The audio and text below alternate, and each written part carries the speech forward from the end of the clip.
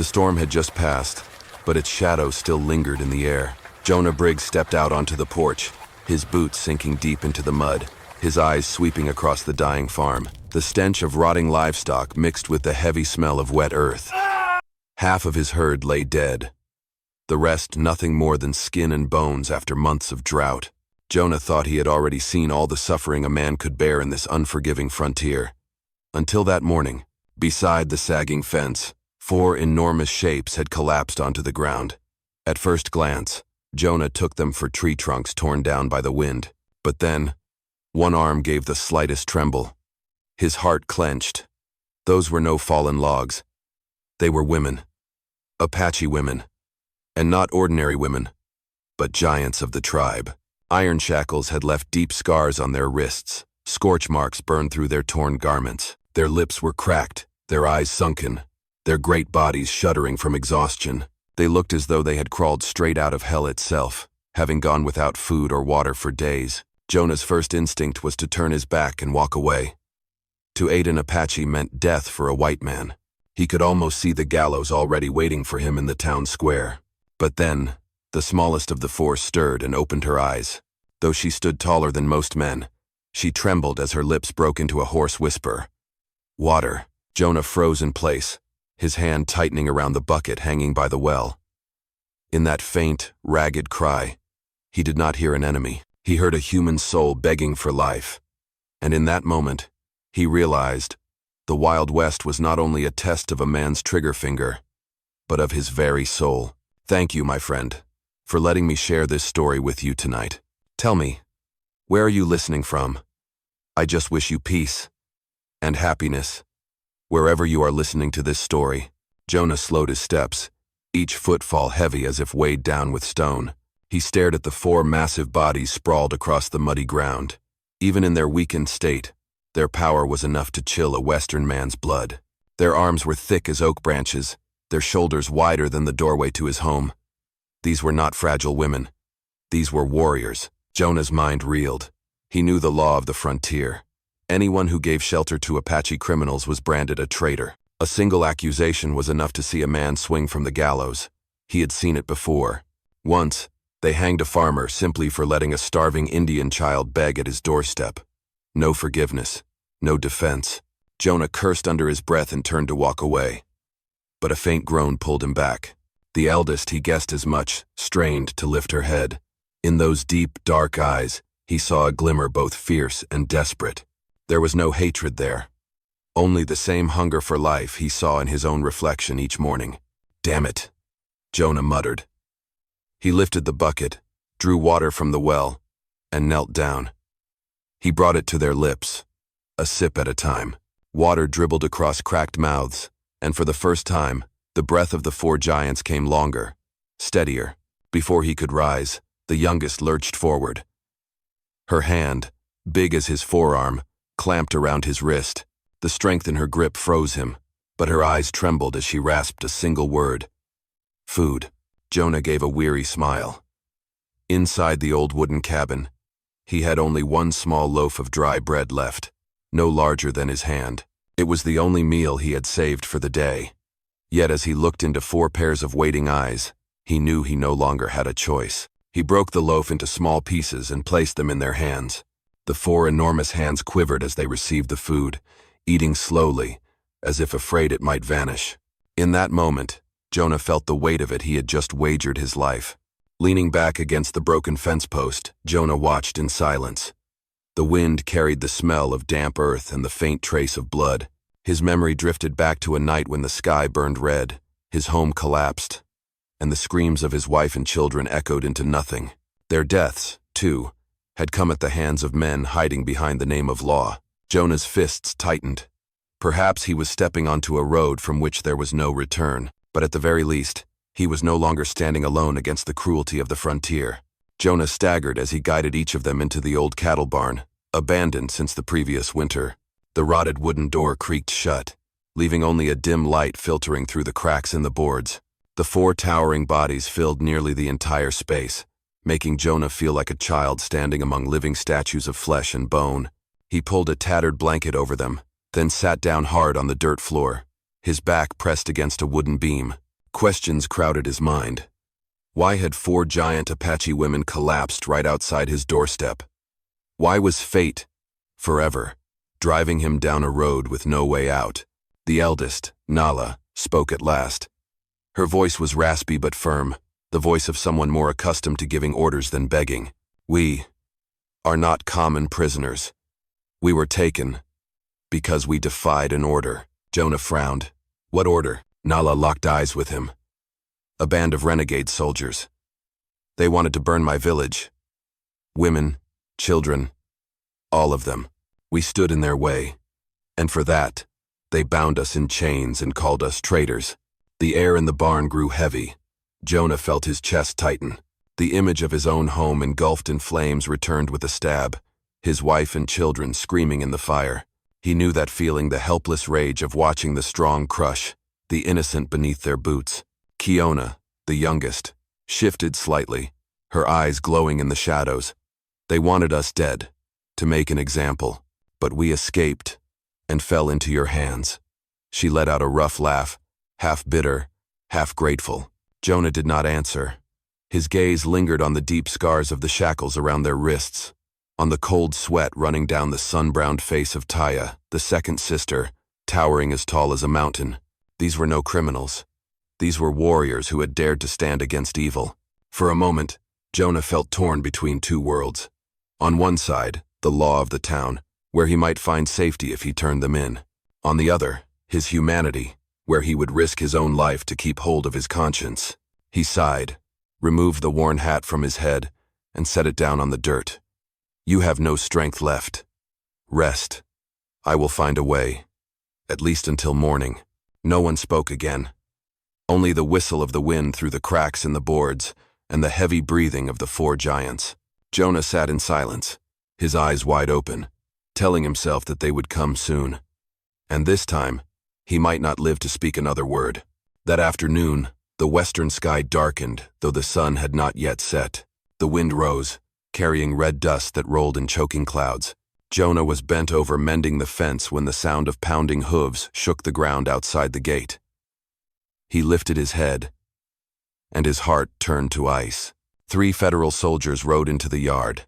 Their coats still bore the blackened stains of ash, proof of villages recently burned to the ground.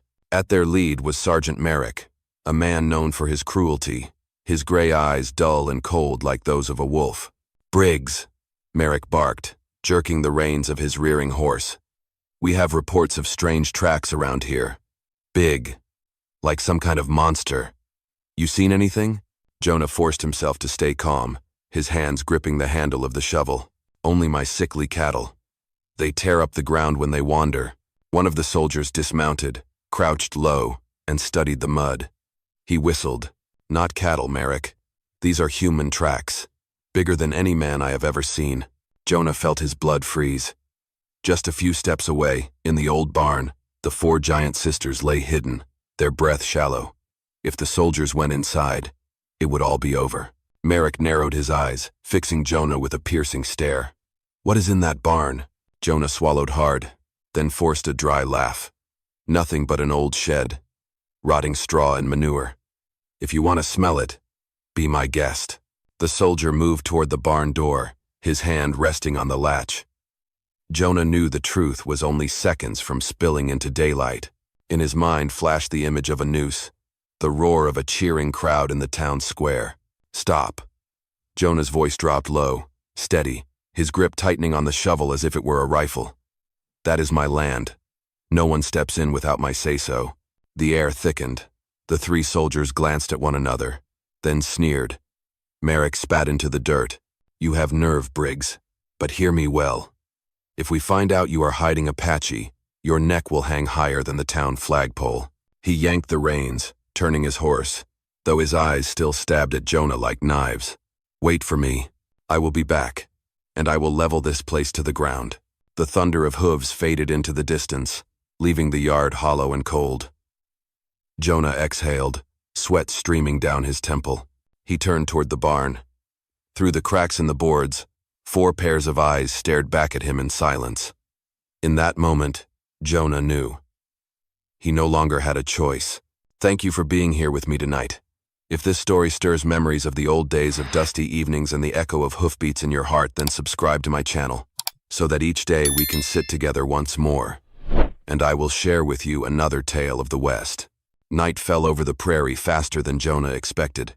The sun had barely slipped below the horizon when darkness spread out like a heavy blanket, leaving only the faint glow of a lantern swaying on the porch.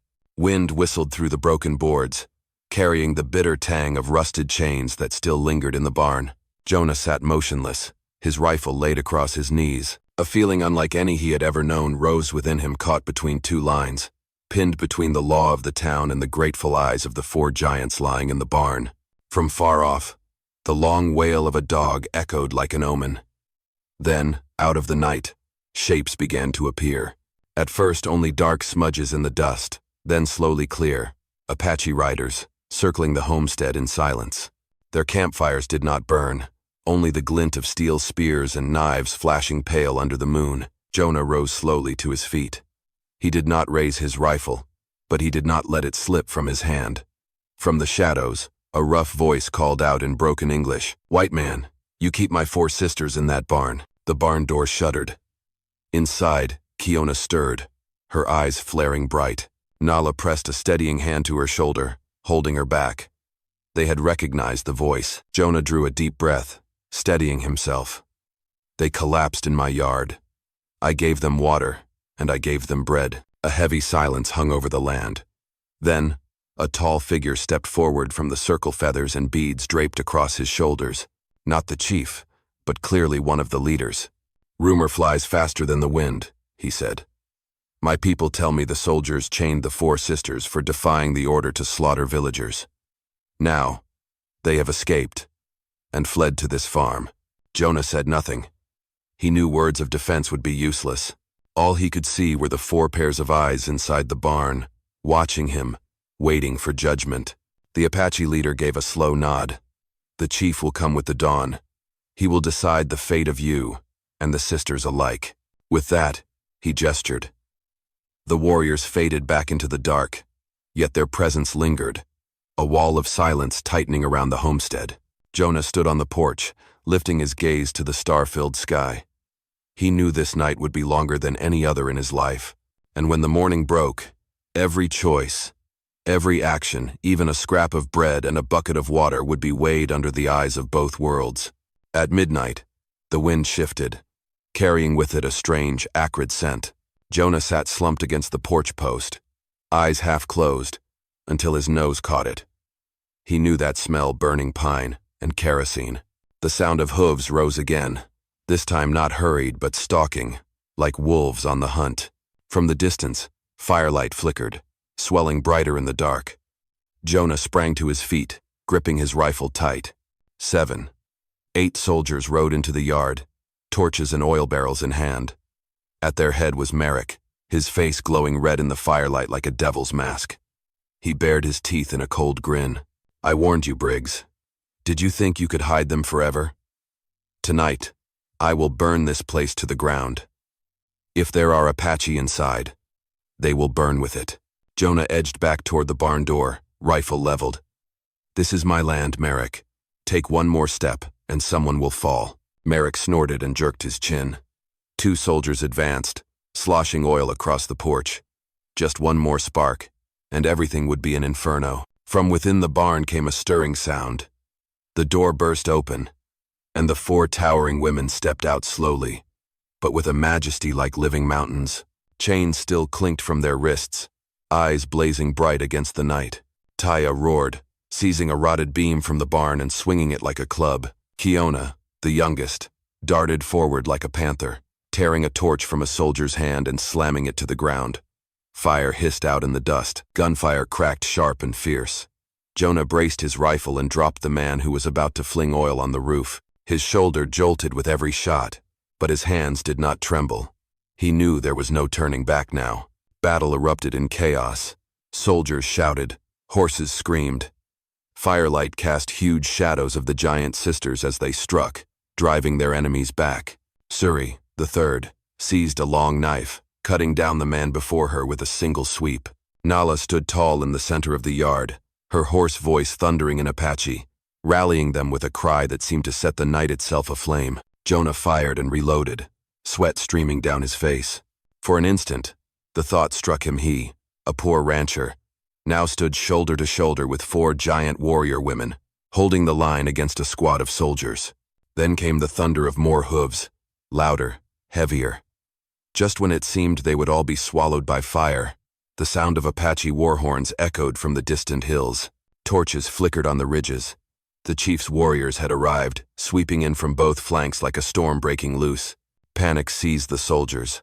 They scattered in retreat, leaving Merrick and a handful of wounded behind. Merrick snarled, eyes blazing with fury, but even he was forced to pull back, spitting his vow. "This is not over, Briggs. At dawn, death will find you." As the last hoofbeats faded into the night, the yard lay heavy with smoke, the stench of blood and burning oil. Jonah lowered his rifle, his hands trembling. The 4 sisters still stood tall at his side, like guardian spirits rising out of the darkness. Dawn spread across the valley, the first light of day stretching like a silver blade over the battered homestead. Scorched weeds and bloodstains still marked the ground, not yet dry.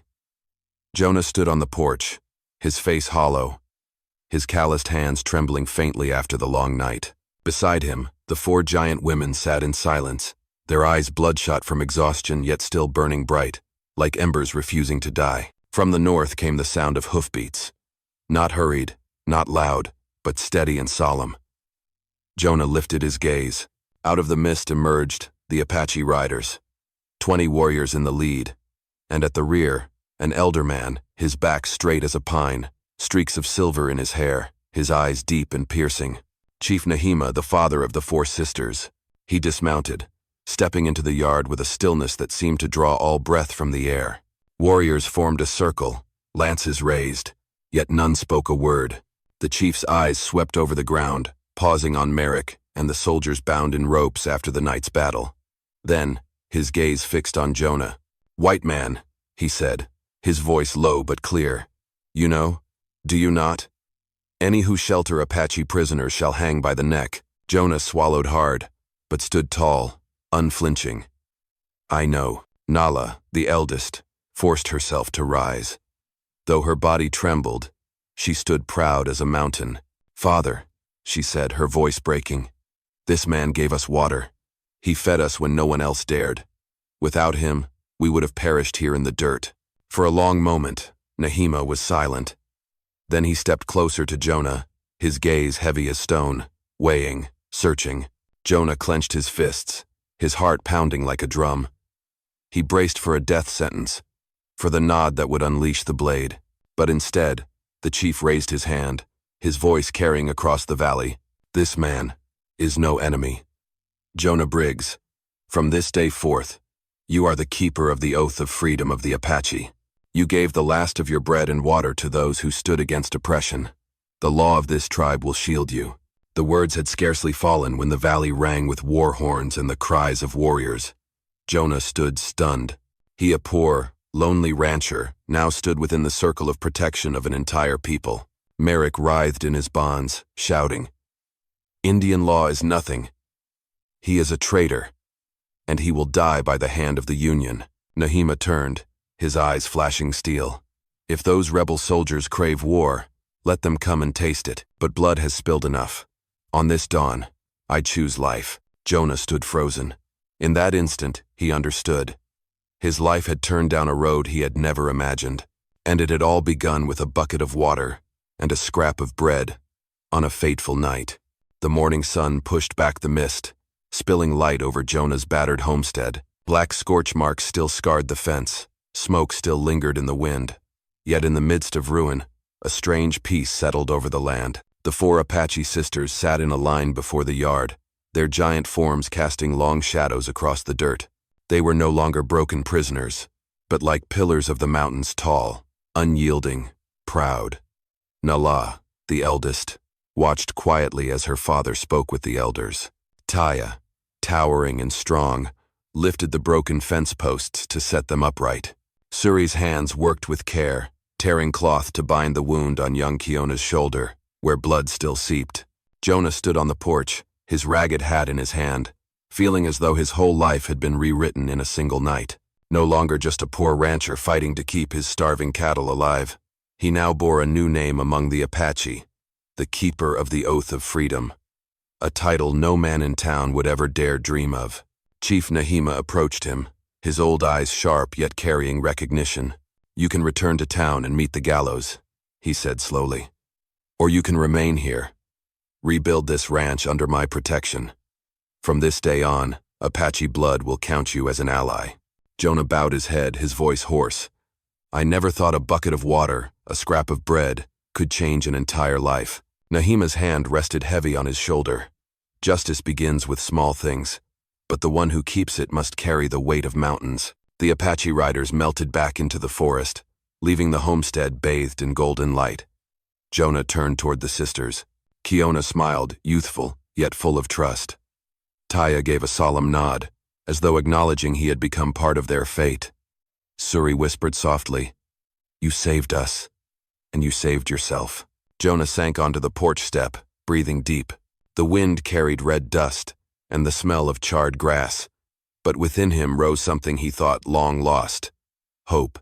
In the Wild West, survival does not always lie in the barrel of a gun or the edge of a blade, but in the moment when a man chooses mercy over fear. We all carry wounds and burdens. Yet what keeps us human is not the land we own, nor the weapon we hold, but the courage to reach out a hand in the darkest hour. A bucket of water, a piece of bread sometimes, that is the line between cruelty and compassion. So, my friends, stand with what is right. Choose a life filled with kindness, a life of mercy. Tell me what you felt in this story. Leave a comment below.